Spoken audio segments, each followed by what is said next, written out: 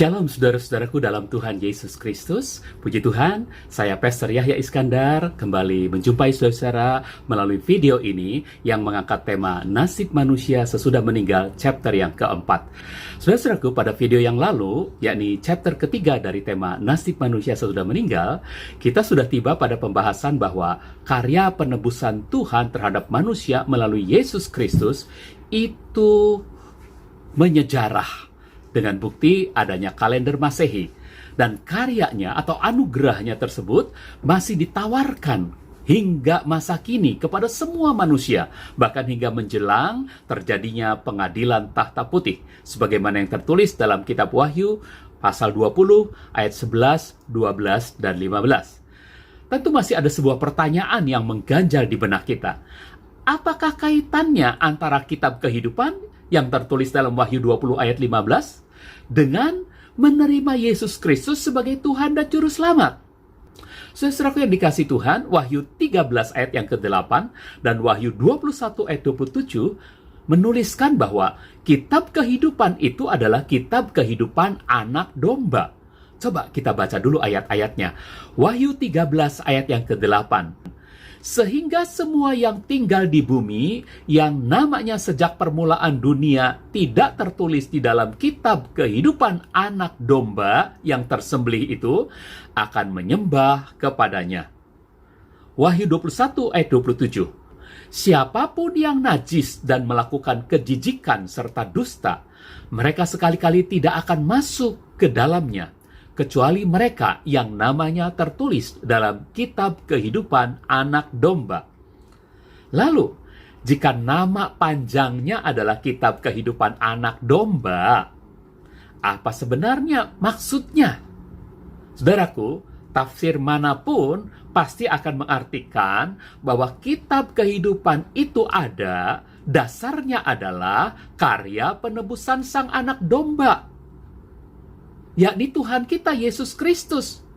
Itu artinya orang-orang yang namanya tercantum dalam kitab kehidupan itu adalah orang-orang yang sudah menerima realisasi dari karya penebusan Yesus Kristus, karena mereka percaya dan menerima Yesus Kristus sebagai Tuhan dan Juru Selamatnya. Nah, hal ini semakin terkonfirmasi melalui apa yang tertulis dalam Filipi 4 ayat yang ketiga. Mari kita baca Filipi 4 ayat yang ketiga.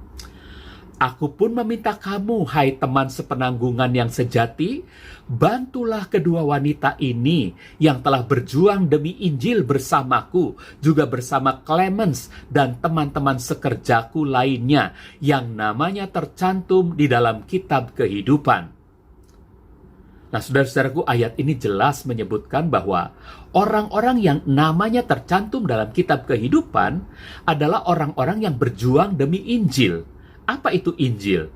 Injil adalah kabar baik tentang karya keselamatan yang digenapkan Yesus Kristus ketika Dia rela mati menebus setiap manusia dari dosa dan kematian. Jadi, orang-orang yang namanya tertulis dalam kitab kehidupan adalah mereka yang menerima Yesus Kristus sebagai Tuhan dan Juru Selamatnya. Sekarang kesimpulannya, nasib manusia sesudah meninggal ternyata terbagi menjadi dua kelompok. Kelompok yang pertama, mereka yang dihakimi dan diputuskan masuk surga karena nama mereka tertulis dalam kitab kehidupan. Artinya, mereka ini adalah orang-orang yang percaya dan menerima Yesus Kristus sebagai Tuhan dan Juru Selamatnya. Lihat gambar ini, saudaraku. Ini adalah lukisan orang-orang percaya yang hidup kekal selamanya bersama Tuhan Yesus di surga karena namanya tercantum dalam kitab kehidupan. Kelompok yang kedua, mereka yang dihakimi dan diputuskan masuk neraka karena nama mereka tidak tertulis dalam kitab kehidupan. Artinya, mereka adalah orang-orang yang tidak percaya dan tidak menerima Yesus Kristus sebagai Tuhan dan Juru Selamatnya. Lihat gambar ini. Ini adalah lukisan orang-orang yang namanya tidak tercantum dalam kitab kehidupan. Karena semasa hidupnya, mereka menolak tawaran anugerah Tuhan yang menebus mereka dari kematian kekal melalui harga yang telah dibayar oleh Yesus Kristus. Karena itu mereka dilemparkan ke dalam lautan api. Nah, saudara-saudaraku, bagi semua saudara yang menyaksikan video saya ini, saya berharap dan berdoa agar saudara, sama seperti saya, kita semua berada di kelompok yang pertama.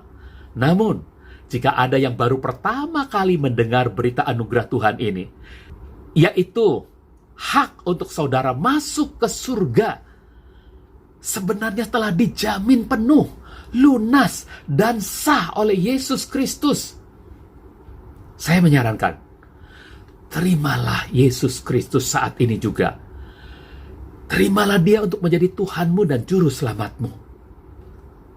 Saudaraku yang terkasih, dalam 4 video atau 4 chapter ini, kita secara tuntas sudah menyelesaikan pembahasan tema nasib manusia sesudah meninggal.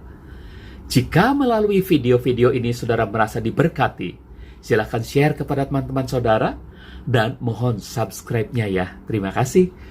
Saksikan video saya berikutnya yang akan mengangkat tema baru, manusia makhluk kekal. Manusia makhluk kekal. Tuhan Yesus memberkati kita semua. Amin.